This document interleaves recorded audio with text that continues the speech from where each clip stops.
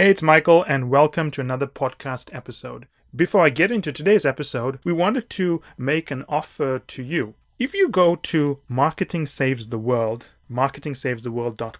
or firmsconsulting.com, you will see a pop-up or you'll see a place to add in your email address, or you can register on the Firms Consulting website. If you register onto that website, you get put into an exclusive list. And what you get in that exclusive list is samples of the content we have available to FC insiders. For example, you could get a sample episode of Competitive Strategy with Kevin Coyne. Kevin Coyne is an ex-McKinsey partner, former worldwide head of strategy, and he had served something like over 25 CEOs on a personal level on a one-to-one basis over his career. Kevin also has a program called How to Become a McKinsey Partner. It's the first time ever a McKinsey partner has gone on record talking about what is actually required to become a partner, and you'll find it's very different from what you think is required.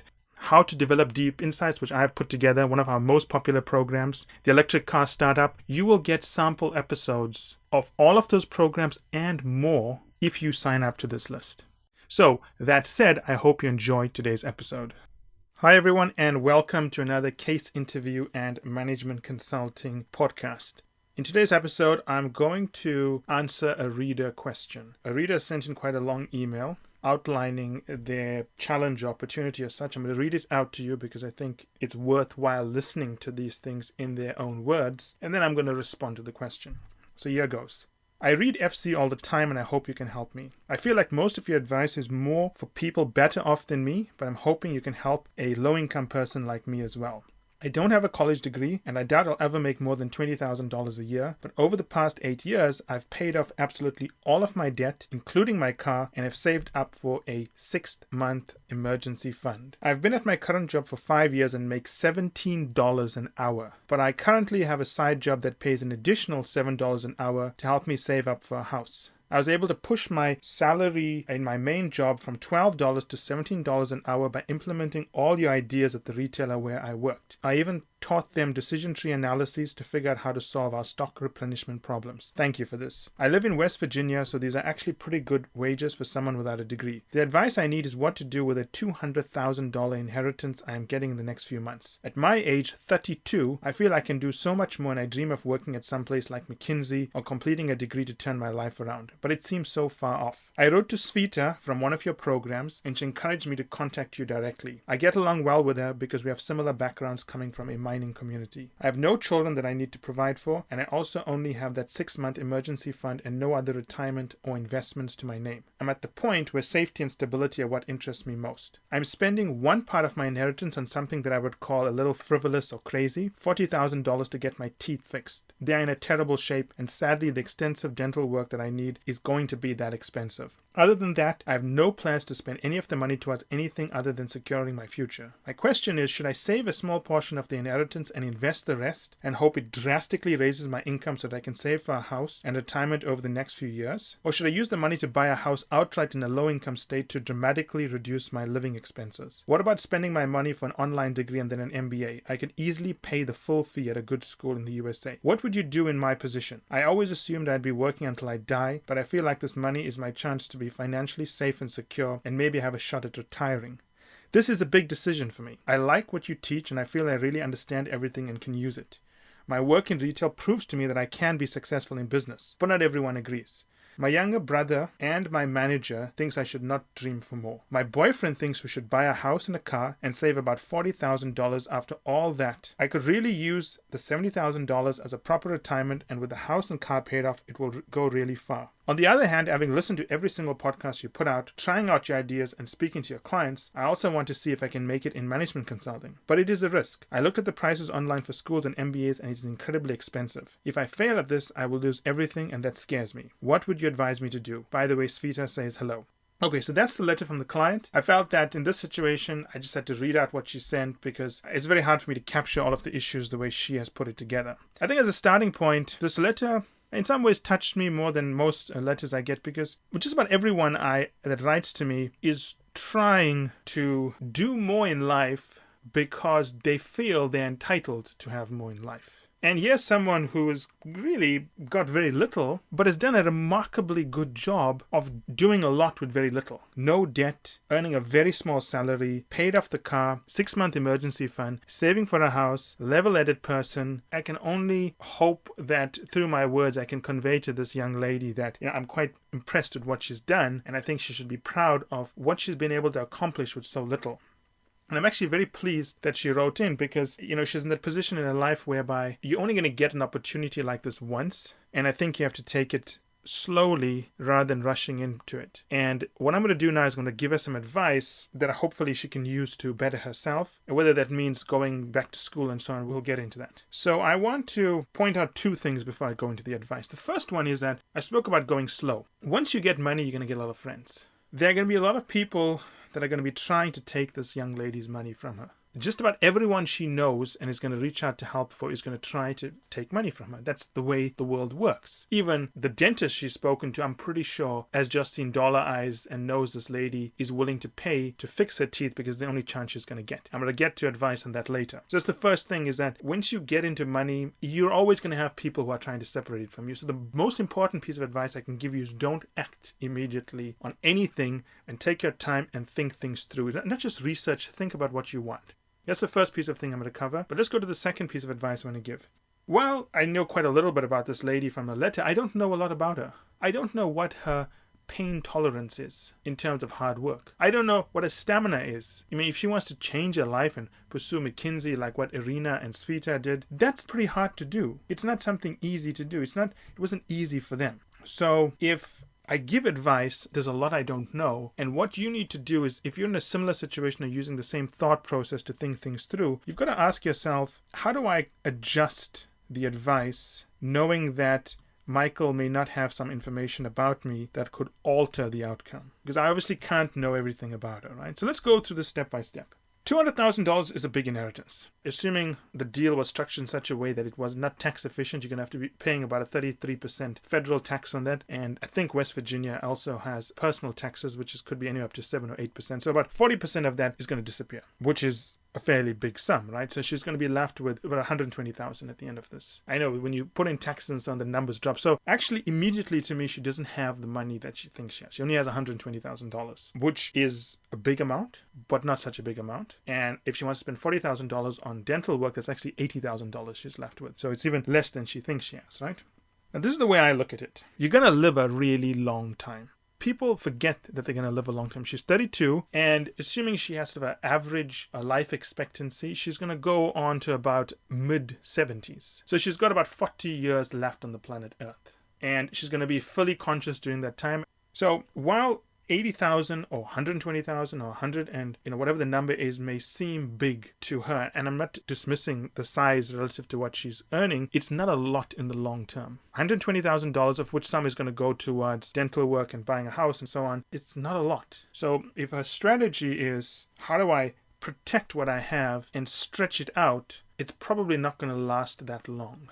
But it may be enough for her. Maybe she's just happy to have a job, to have a nest egg, to have a simple home and a simple car, and that for her is happiness. And she has to decide what that is. My gut feel it's probably not going to be enough for her because, she listens to the podcast, she's taken the initiative to contact Sveta, and she's alluded to speaking to other clients. I'm sure she's spoken to other clients we have and so on. And she's already dreaming of a better world. This desire will only become stronger in time. So everything she wants to do for the money she has is, to me, doable. She buys a really cheap home and so on. She can do all of that, still have a relatively healthy nest egg, but it all depends on her needs and expectations. For her, saving something like maybe $30,000, $40,000 as a nest egg is a big amount, and she's happy with that, that's fine. But once you start exposing yourselves to a better way of thinking, once she even imagines she can have the life Sveta has, and for those of you wondering, Sveta was a scholarship client we had many years ago, and she's well documented on the website. You can look her up, and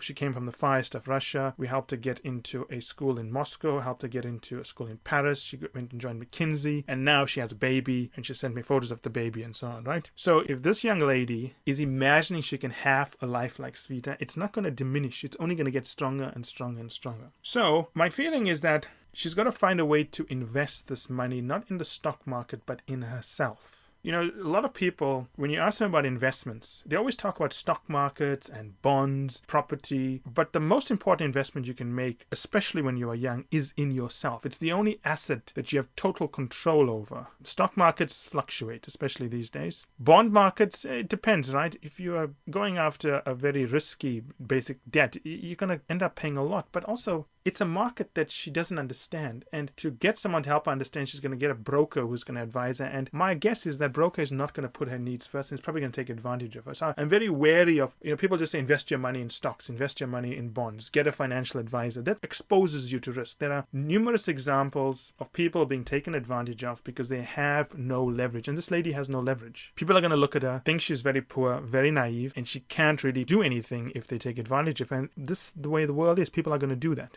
So while she's thinking about all the options about buying a home and so on, and I can see that's very appealing, she needs to invest in herself. That is what I would do. Now, let's just cover one of the important points. So this thing about the dental work, $40,000 is a lot of money. And I'll say this and I'll explain, but the US market is overpriced because the bulk of any work you do is primarily labor. And labor costs are very high in the United States. So $40,000, she could completely change her body in a low-cost but high-quality medical destination like Thailand, India, South Africa, and so on, right? But she doesn't have to spend so much. So my advice is get a passport and consider going to a place like Thailand. You can go to a world-class facility and they'll charge you something like $3,000, $4,000, maybe even less. You fix all the teeth and you get a vacation at the same time. But I definitely would not be spending $40,000 on dental work in the United States. It is not worth it. The costs are too high. Quality is an issue. And even though she's got an estimate, I'm pretty sure there'll be other costs baked in there. And if you get hit with that bull at the end, it's going to probably destroy her. So my advice is do it internationally. Even Mexico, very close to the United States, world-class facilities. That's what I would recommend she does. Let's assume that after all of the taxes and so on, she still then has about $115,000. Let's say $5,000 goes for that, right? Even that I think is too high,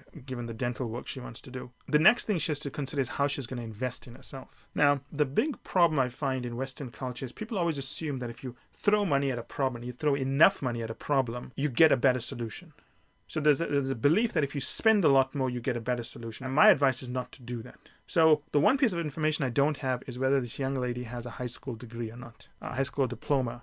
My advice is if she doesn't have it, that's where she should start. Get her high school degree done. There's many online options to do that. It could take her a year to maybe 2 years, but that is where she should start. That will take her to about 34 years old. The next thing she should do is go to a accredited university.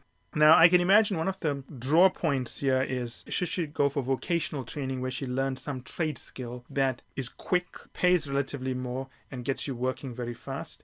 The problem with that is that a trade education is usually not recognized and is not given the same kind of credibility as an accredited 3-year degree from an accredited university. So she should look at going to a state. So once she finishes high school, go to a state school where the in-state as well, because if it's in-state, the fees to her will be much lower. And if it's a state school, it'll be much lower as well. My only advice is make sure the word state isn't in the name of the school.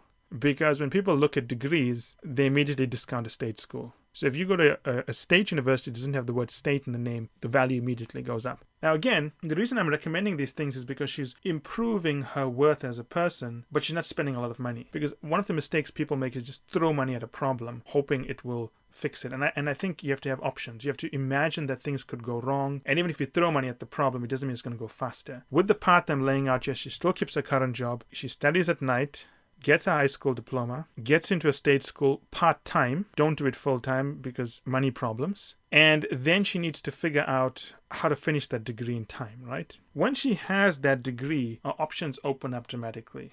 Then she can consider going into a better MBA program. Now, if you get into a top MBA program, you're going to be earning about $160,000 to $120,000 a year for the rest of your life minimum. It automatically makes up for that $120,000 nest egg that she's collected. So that's what I would recommend for her.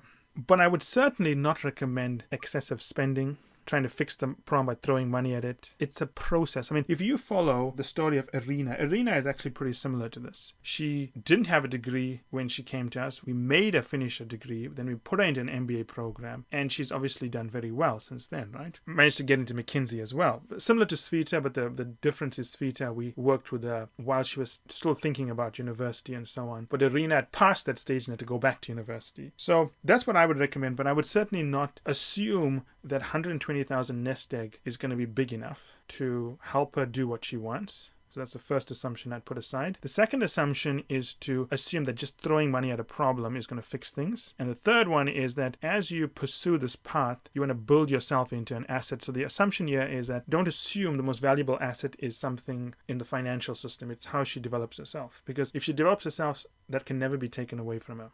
So that's my advice. Some parting words here. 32 may seem old, but when you get to 42, you're going to feel old. And you get to 52, you're going to feel old. 62, you're going to feel old. My point is this. Don't make decisions as if your life is over, because it's not over until you decide it's over. You can be 42 and reignite your career if you want. You can be 52 and reignite your career. The issue is, how do you see yourself? And are you surrounded by other people whom see you as someone whose life is over at a certain age? Because if you've built a routines for yourself and you built a life for yourself whereby every action you take works in the assumption that your life is now ending, then your life is ending. But you've got to think about what you are worth. And even if you think you're worth nothing, you can always increase that worth. So the advice I'm giving this lady is based on the assumption here that at some point in the future, no matter how well she manages this $120,000 after taxes, she's not going to be happy with where she ends off. And I'm helping her lay the foundation so that when she's not happy, she has more options in life to look on them. And a degree is the fastest way to transform your life. And when I get emails from clients telling me, I went to a school, Duke University, it's not such a good school. And I'm thinking to myself, you went to Duke University, it's one of the most elite schools in the world. What are you talking about? The fact that you can't see the value in your degree and you don't know how to use it does not mean the degree is not valuable. And I remember getting an email once from a Big Four consultant who told me that, well, I didn't go to such a good school. I went to the University of Texas in Austin. I'm thinking, what do you mean you didn't go to a good school? You went to one of the best schools in the world. It's the University of Texas. You have a degree. You speak English, right? You got to figure out how to do something with it, not commoditize it because you can't see the value in it, right? You've got to figure out what it's worth and allow it to open doors for you. I've lived all over the world. I mean, grew up in the emerging markets, worked in emerging markets, worked in the West, and none of that is going to be possible, or none of that was possible without a degree. A degree does many things for you. You may not see it, you may not want to see it, but it is a huge game changer. The irony is that because so many people see it as a rite of passage, a tick in the box, they don't realize the value that it has, and they don't use it like it has value. For many people, they'll get a degree and they'll say, well, I have a degree in fine arts and history. It's not helping me. It's not helping you because you have a weapon that you don't know how to use. You have a 3-year degree, which means you're automatically treated different from everyone else. You could do things with your life if you wanted to do it. You basically have a standing invitation to work at any major company. You just need to act on it. So, summary.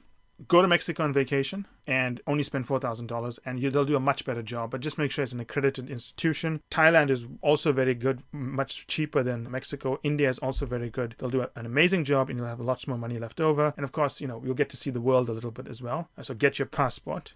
2, keep the money right now. Don't spend it. Put it into a savings account or a 2-year fixed deposit whereby you're earning something like 2%, 4% or something like that. But don't leave it in a typical bank checking or savings account. You're only going to earn 0.2% interest. Do not fall for the temptation of stock markets, bond markets, and so on. It's not worth it, right? Then get your high school diploma, go to a state school, but you mustn't have the word state in it when you're getting your degree. Get a degree. It doesn't matter what you get. If you want to study medieval fighting techniques, get a degree in history, but do well. That's the goal. You have to do well. Do well, get your 3-year degree, and then come back to me and I'll let you know what you need to do after that. But then you have many options here. You may not even want to go into consulting. You may not want to do an MBA. You may not want to work at McKinsey. And while you're doing all of that, continue listening to our podcasts and implementing what we are teaching. You don't have to go to university to learn what we teach. In fact, universities don't teach the things that we have in our programs, right? Now, for our insider clients, the ones who are loyalty long-term members, if you are in a similar position, or even if you're not in a similar position, but you identify with some of the issues, listen to the EMBA program. A lot of people think because it's an experienced hire program, an EMBA program is not relevant to them. I tell every single client to start their training with that program. it sketches out the way the world is going to view you once they think you are past your prime, even if you're the youngest person past their prime. And it sketches out the way the world is going to view you and how you're going to have to respond to that judgment the world has applied to you.